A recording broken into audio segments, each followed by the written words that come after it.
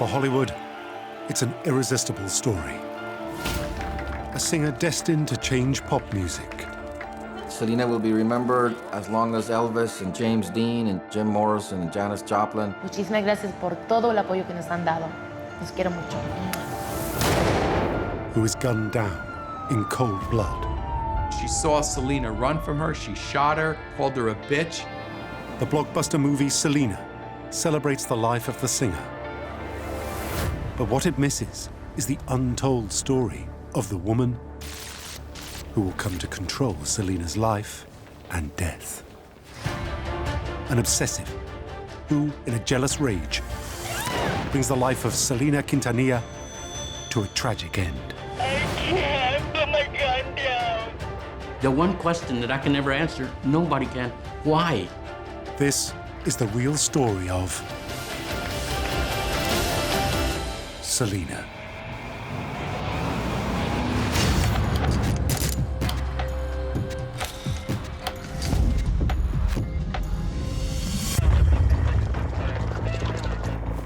March 31st, 1995. A police standoff as a woman is about to take her own life. I'm gonna kill myself. I'm gonna do it right now. A hostage negotiator tries to talk her down.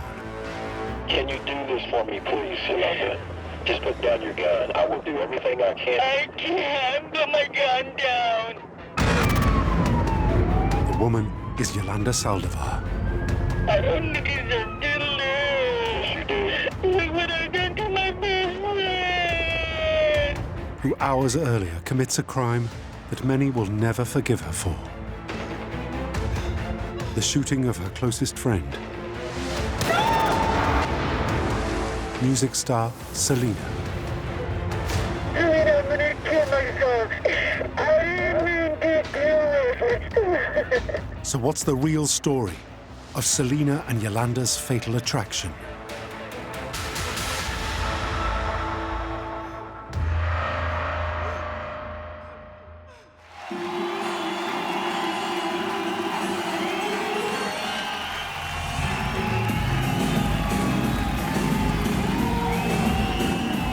The road to Selena's death starts with Tejano music. Selena comes to international fame as a star of Tejano.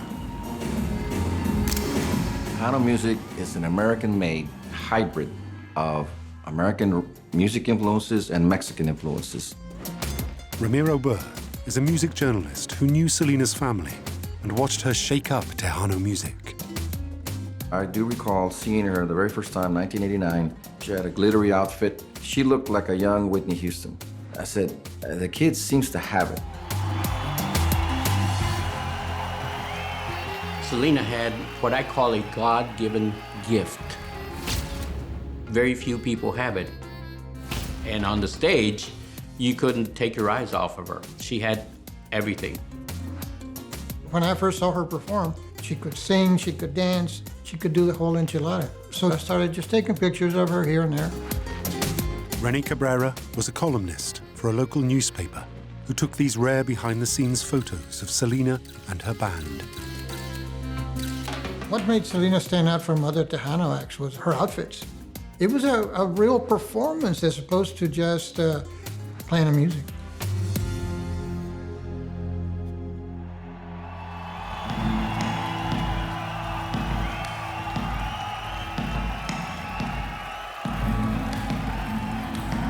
And it's Tejano music that first brings Selena and Yolanda together. It's at one of Selena's early concerts where Yolanda has a profound experience. She later tells people that seeing Selena perform leaves a deep impression on her. When Yolanda saw Selena at one of her concerts, she saw why everybody was so enamored of her. It wasn't just her singing, it was the whole package of how she presented herself, very charismatic. And Yolanda became very, very enamored almost immediately.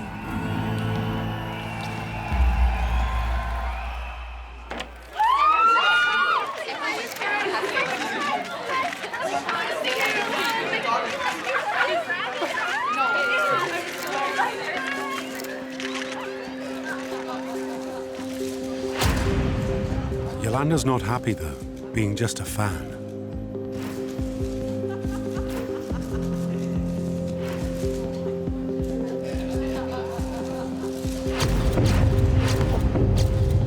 The entertainment world is very attractive to some people, and they want to become part of it, and they want to go backstage and be with the artists, and it's like a dream world, and people want to be part of that. But getting close to the singer is tough.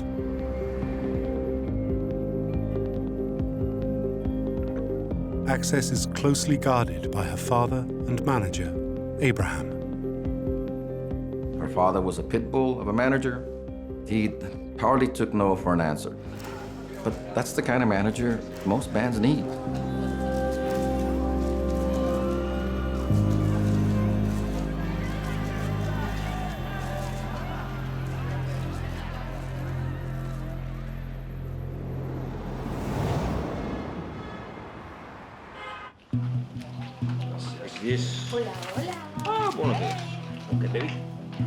As Selena's star rises, her tough-talking father is overwhelmed by the success. But out of the blue, Abraham keeps being contacted by a woman who says she has a proposal for him. Come in. Selena being as big as she was and getting bigger every day and more popular every day, she needed to have a fan club. So Yolanda approached Mr. Quintanilla. Yolanda says she was surprised she couldn't find an official Selena fan club at the concert. There wasn't even any merchandise on sale. As far as she's concerned, they are missing out on fans and on some easy money. What Yolanda says makes good business sense to Abraham, but something doesn't feel quite right. Mr. Quintanilla had certain street smarts, and he had this instinct about Yolanda that she was not a good person, and he knew there was something about her that he didn't like. Why don't you tell me about yourself? So who is Yolanda Saldivar? And why is she so desperate to be part of Selena's life?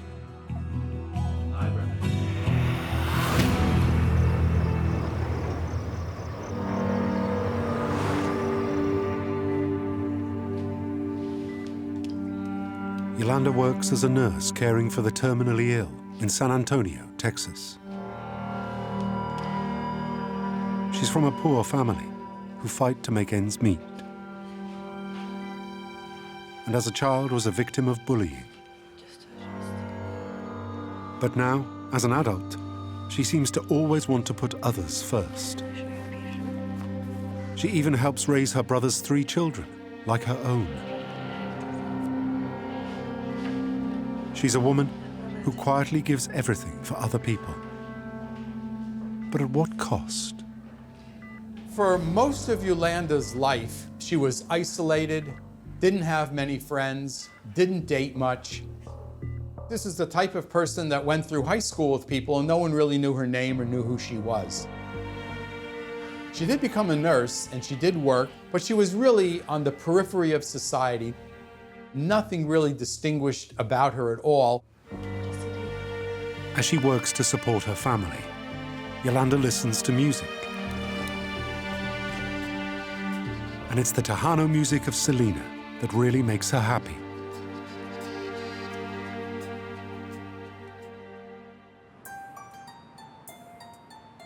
I think we should give her an opportunity. Abraham has his doubts about Yolanda. But Selena always wants to see the good in people. Selena was very impressed by Yolanda's educational achievements, that Yolanda had gone to university and gotten a degree. Yolanda also speaks Spanish fluently, something Selena cannot yet do. Yes. You sure about this? It's a key skill if they want to expand internationally. Okay, we give you a try with the fan. You will not regret. So the Quintanilla family decide to let Yolanda in. And Yolanda becomes president of the Selena fan club. Selena trusted Yolanda 100%. Carlos Valdez is the district attorney who prosecuted Yolanda Saldivar in Texas in 1995. I think she was very good at what she was doing, getting into the inner circle of the Quintanilla family to where she became an indispensable part of it. Yolanda makes herself indispensable by her smooth running of the Selena fan club. In a few years, it has thousands of members all across the US. It's a sure sign of the singer's appeal. Yolanda named herself president of the fan club, and they started this fan club and started getting people to sign up, and you would be an official Selena fan club member. Yolanda was doing exactly what she wanted to do, and it seemed like she's so good because she's only interested in Selena and what's good for Selena, and she wants to help Selena. And for Selena, it means she has someone she thinks is looking out for her. Selena, I think, saw a friend who was good to her, who was interested in helping her, not interested in her because of her celebrity status. It's a special friendship that takes a new turn when Selena looks to fulfill a childhood dream.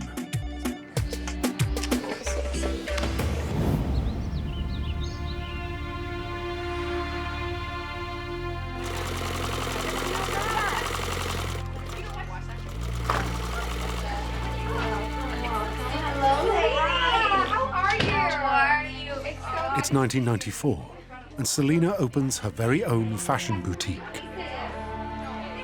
Musical success allows her to become a clothing designer. Yeah, girl, look at that. Let me tour this and tour. Beautiful. Opening a boutique called Selena Etc. Since she was a young girl, Selena has always wanted to show the world her love for fashion. I believe 100% that Selena stepping out into fashion was validation of her artistry, that she could step out from the shadow of her father in the music scene and for once say, this is my baby, I created it, it's my ideas, and I'm doing it. And so the fact that she opened up the stores was the moment of saying, I've done it. As her star rises, the singer gets ever closer with her trustworthy fan club manager. The two women even come up with special names for each other. Yolanda calls Selena the Spanish name, Mija. There's certain words in Spanish that connotate love.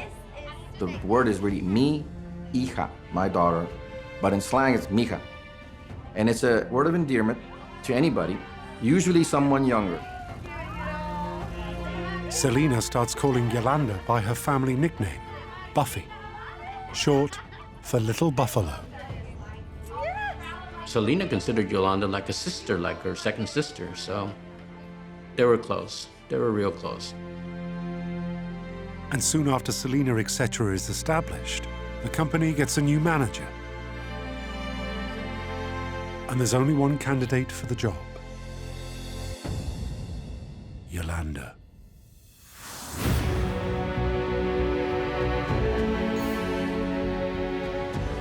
Selena's career is now reaching new heights. She's moving from local stardom to international fame. Me encantaría ver el grupo en el futuro ser artistas internacionales y pues ojalá más en el futuro en Europa. I'm telling you, AT&T, Coca-Cola, she was getting sponsored for everything, playing at the Astrodome, FM stations, #1, Billboard charting. I mean, what more do you want? You're at the top of the game.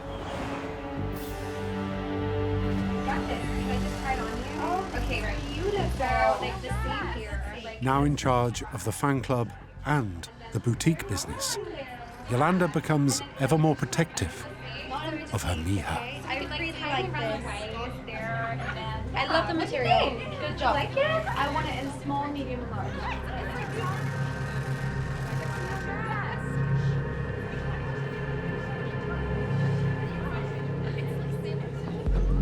Yolanda, And before long, she takes over control of the singer's daily schedule. Now nobody can get to Selena without her gatekeepers say so. Even her own father. If you wanted to talk to Selena, if you wanted to have anything to do with Selena, you had to go through Yolanda. Yolanda had complete control. And Mr. Quintanilla picked up on it. Mr. Quintanilla, I don't think he was happy at all. I think he was very angry that when he wanted to talk to his daughter, the only way to contact her was to contact Yolanda and see where Selena was or how he could get in touch with her. That probably made him very angry. From her lonely beginnings, Yolanda is now controlling the life of a music star and fashion designer. But all is not quite what it seems.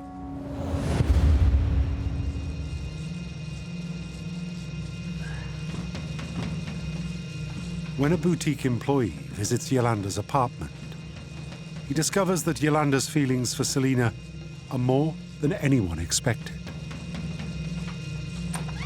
Hello? Hi? There seems to be no one in.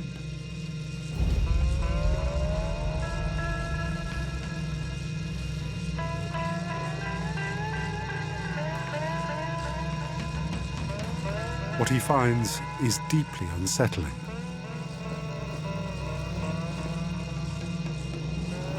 A shrine to Selena.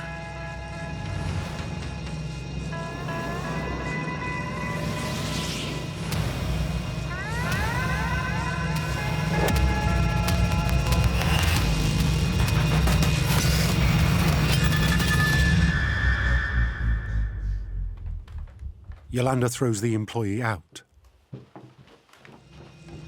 But her interest in Selena is developing into a dangerous obsession.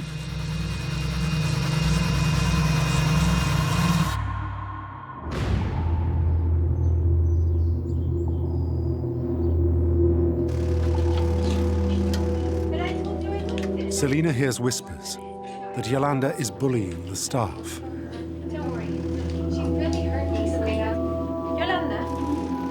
So she talks to her boutique manager. Throw away the design. Yolanda dismisses the rumors, arguing she only has Selena's best interests at heart. And to prove it, she presents the singer with a special gift. What is this? Yolanda knows that Selena loves Fabergé jewelry. So Yolanda finds her a unique Fabergé ring. You got this for me? And gifts the $3,000 piece to Selena. This is beautiful. Oh my God. Selena took the ring and said, "This is our ring of friendship, Yolanda. It seals our friendship forever." And of course, to Yolanda, that would indicate, I finally did it. I finally got her to agree that we're going to be inseparable. We're going to be friends forever. A ring in our society is very, very symbolic. When people get married, what do they give them? A ring. And Selena loved it, and she was going to wear it in a special place so that everybody saw it and everyone would know their special relationship. It's the most beautiful ring I've ever seen. For Yolanda, their relationship now seems unbreakable. I promise. But Yolanda will soon have a rival for her affections.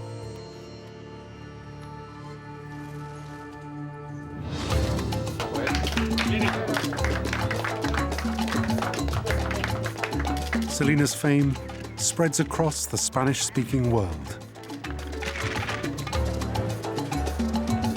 And after an event in Monterrey, Mexico, Selena is introduced to suave plastic surgeon, Dr. Ricardo Martinez.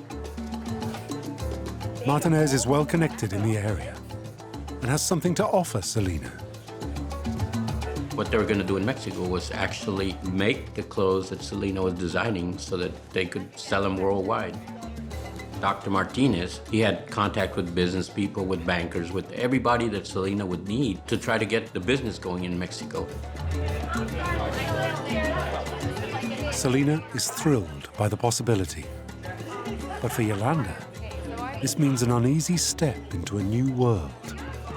Anything that Selena got involved in that didn't involve Yolanda, I think Yolanda didn't like that. She wanted anybody who wanted to have anything to do with Selena, they would have to go through Yolanda to get there.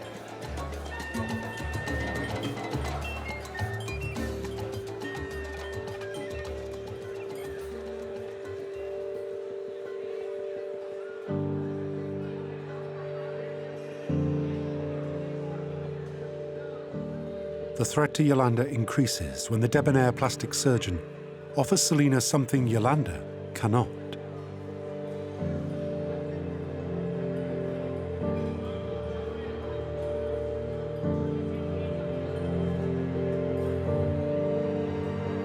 He suggests liposuction, which she accepts, and their relationship becomes more intimate.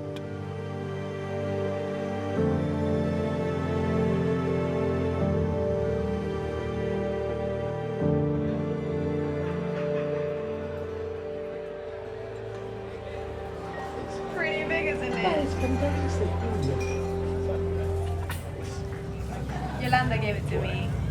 For the first time, Yolanda is helpless as Selena starts a relationship which she cannot control. And Yolanda is about to see her life with the singer turn from a dream into a nightmare.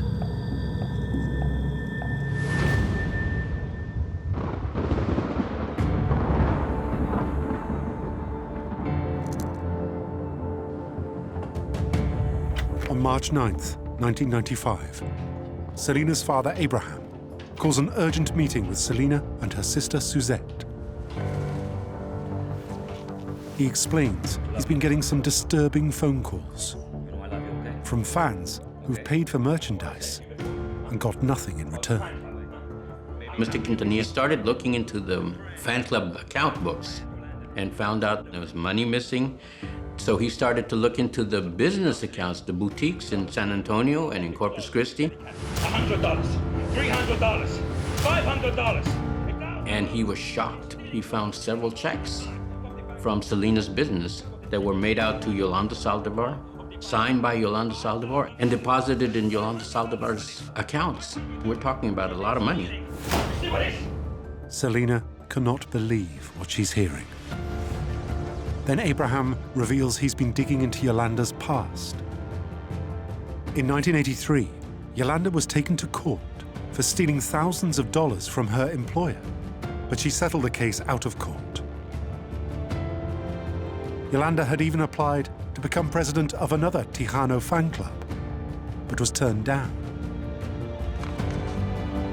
Maybe Yolanda sees fan clubs as an easy way to steal money. But it's Abraham's final revelation which cuts the deepest. $3,000. A credit card bill for a Fabergé ring. Yolanda bought the Fabergé ring with Selena's money.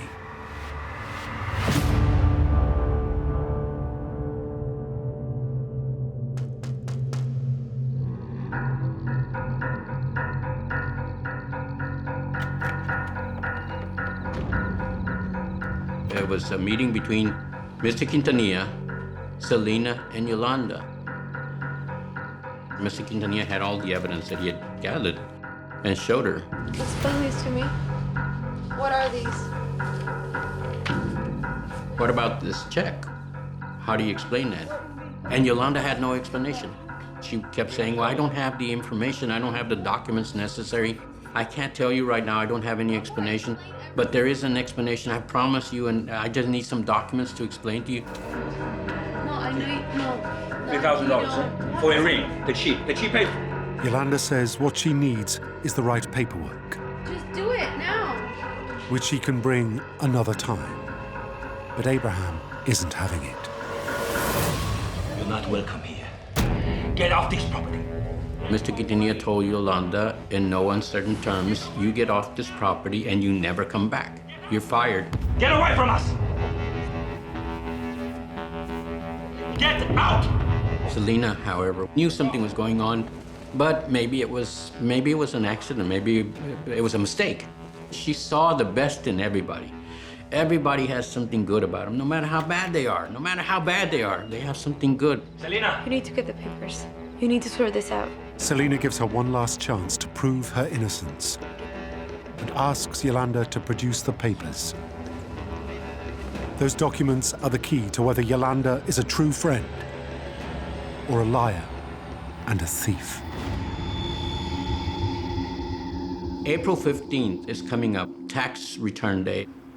Selena's accountant needs a lot of documents from her business, from her fan club. All those documents are controlled by one single person, Yolanda Saldivar. Yolanda agrees to meet Selena, but she's fearful of running into Selena's father, Abraham. So they arrange a meeting away from central Corpus Christi, out on the outskirts, where Selena's father can't find out about the meeting. Yolanda hands over some financial papers. Yolanda doesn't want her life to be without Selena. She won't give up on her mija. And Yolanda begs for a job, says she wants to work for Selena. She apologizes. Selena knows that there's no way her father will allow Yolanda back. So she comes up with a compromise. Yolanda finally convinces Selena to keep her on as an employee. And Selena tells Yolanda, you can work for me, but you're not gonna work in Corpus Christi anymore. You go work in Monterrey, Mexico, where my dad can't find out that you're still working for me. But then Selena notices something. It's a .38 revolver. No, I don't want that. Yolanda says she's been receiving threatening phone calls. No, get that away from me. She needs the gun for protection. Yolanda, I get scared. Give it back. No. Selena tells her to take the gun back to the store. Don't. Whatever you want. I'll do. Yolanda says she will. Please don't have that.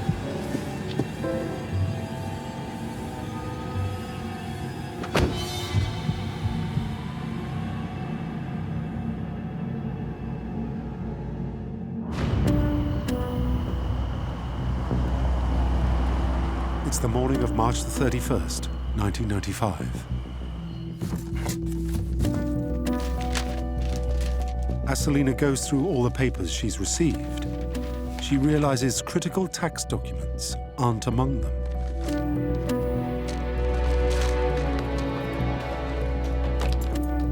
Selena calls her former boutique manager for an explanation. Hello? Yolanda, it's me. Selena's saying, no, Yolanda, that's it, no more. I don't trust you anymore. You can't work for me anymore. No. No. And then all of a sudden, what? What? Oh, Yolanda. Oh, no, Yolanda. Yolanda says that when she was in Mexico, she was raped and she was beaten up. And she says she's bleeding and she thinks she's gonna die. I'll be there. Hang in there. No, be safe. Selena heads out to take her friend to the emergency room.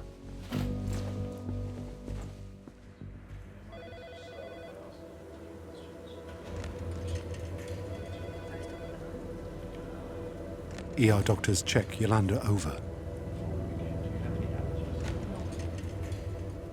They do a rape exam. The doctor doesn't find any indication of any rape, any assault, nothing, not bruising, not anything.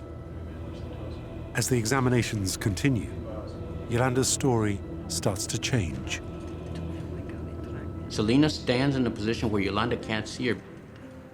When the doctor's asking questions and Yolanda's answering questions, Selena is shaking her head to the doctor, indicating, that's not what she told me.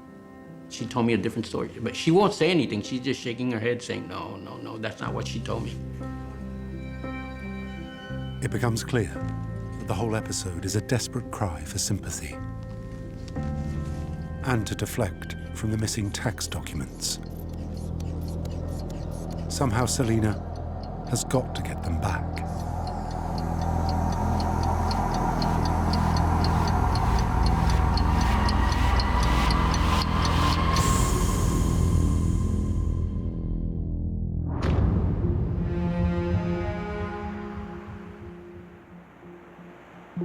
Selena takes Yolanda back to the motel she's staying at and demands the papers. What are you doing? Yolanda persists with the fantasy, showing her clothes she claims were ripped in the attack. But all Selena wants are her missing papers. Give me my papers! Just give me my... As Selena takes the documents, Yolanda begs to work with her, like before. You lied to me! Selena says, no more, Yolanda, that's it. We're not only not working together, we're not friends anymore. She was still wearing the ring that Yolanda had given her, and at that point, she takes off the ring. You manipulated me!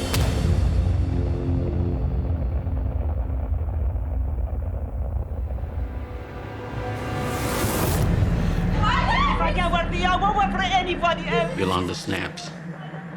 She pulls out the gun, and she says, if I can't work for you, Selena, I don't want to work for anybody else.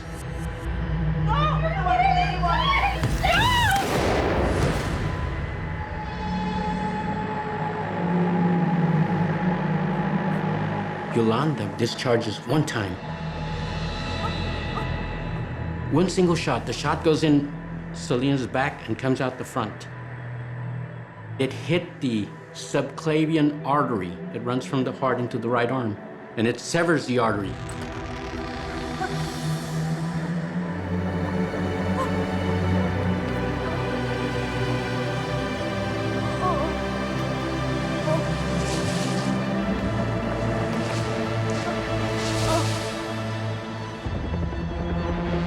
Yolanda follows.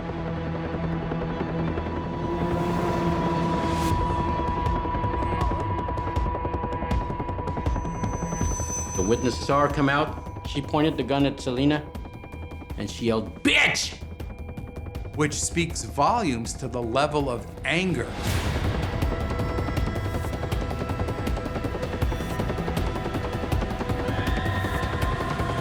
But Yolanda doesn't finish the attack and heads back into her motel room. As Selena, with blood pouring from the gunshot wound, goes for help.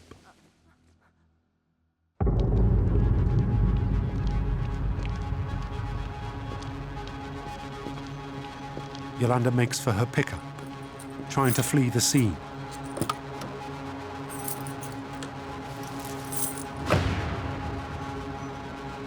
But motel staff have already alerted the police.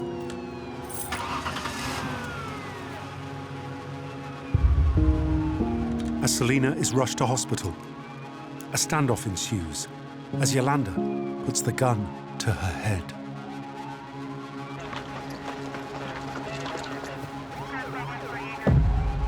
The standoff runs from day into night.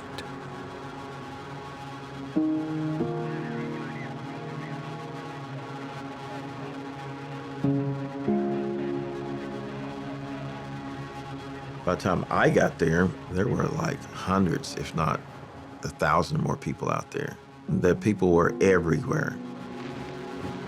Larry Young is the specialist negotiator who's charged with bringing in Yolanda alive. To carry out his work, he needs to be able to communicate with her. How do you communicate with someone sitting in a car? Well, you got to get them a phone. Otherwise, you're going to be yelling and shouting from somewhere. So we had to get her to agree to accept a phone, which she did. Larry is set up in the motel office, where he can talk to Yolanda by a special negotiator's phone. My first words to Yolanda Saldivar, hello, I'm Larry Young. I'm a negotiator and a police officer, and I'm here to talk to you and work this problem out. I want to kill myself. It's not going to solve anything, Yolanda.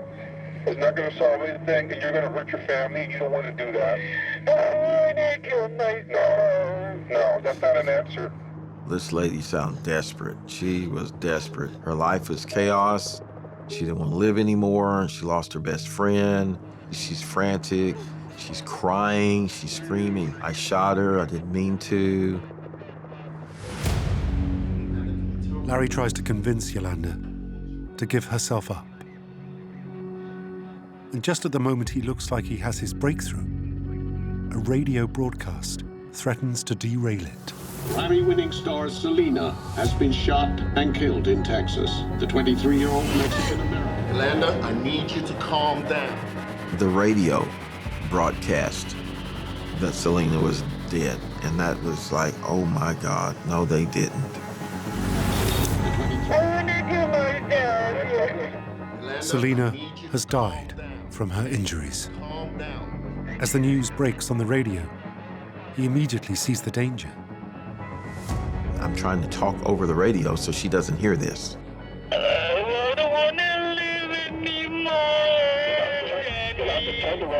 Turn the radio off so I can talk to you, please. And I said, call that radio station and tell them to stop saying that. Larry tries to distract Yolanda by keeping her listening and talking to him. Can you do this for me, please, Yolanda? Just put down your gun. I will do everything I can. I can't put my gun down. Why? Tell me why, Yolanda. She would have committed suicide if she'd have heard that the radio had said Selena's dead, because she was at that level, she was at that mindset.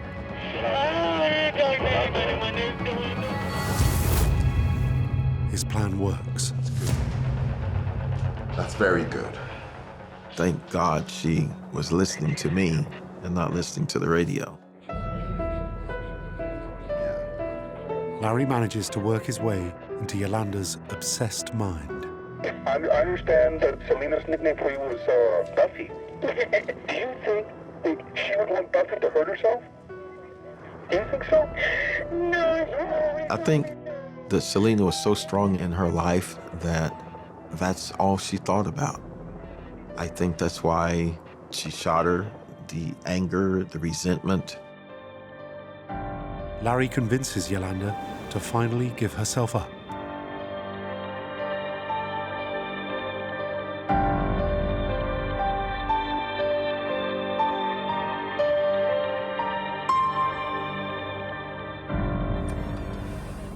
Then when she saw me, you know, she was like wanting to run over to me, but she couldn't do that because I had to tell her all these steps that she needed to do.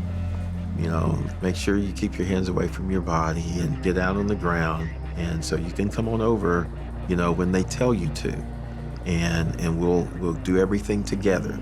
And so I was reassuring her over and over and over again. As Larry talks Yolanda down, the SWAT team goes in.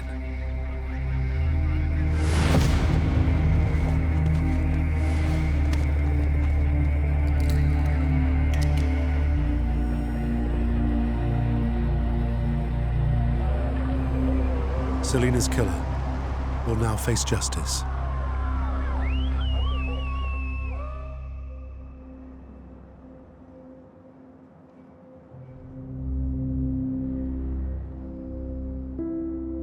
Selena's coffin is put on show for the public.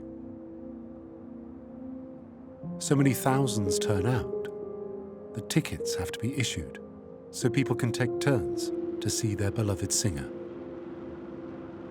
I had no idea, none, how big this was gonna be, how huge. I got an inkling that weekend when over 50,000 people lined up to pay the last respects. And I thought to myself, we have never seen anything like this.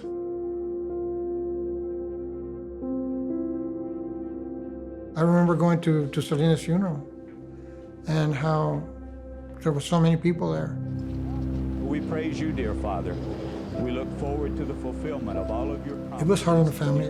And I remember Abraham was suffering through it. I felt sorry for him. You know, it has helped us knowing that so many people loved her. Selena goes from being a pop star to a national icon. She is mourned across the country.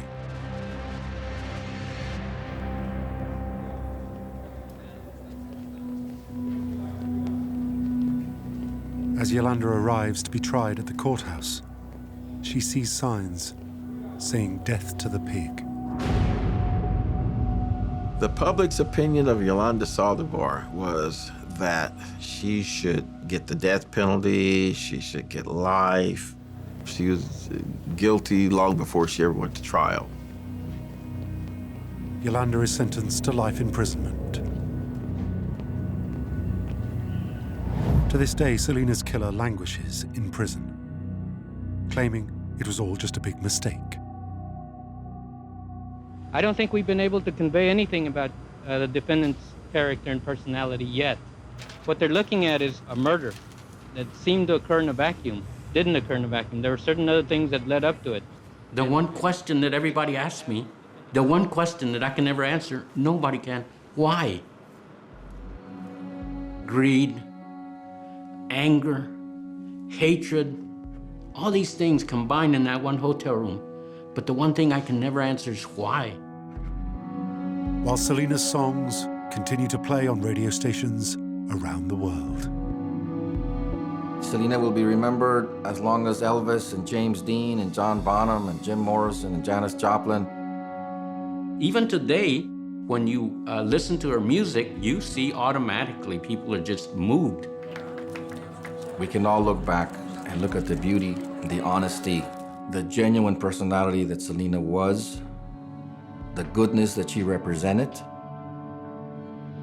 For young people, she provided a hope that we had never seen before. It is possible to achieve fame. It is possible to achieve the American dream. Los quiero mucho.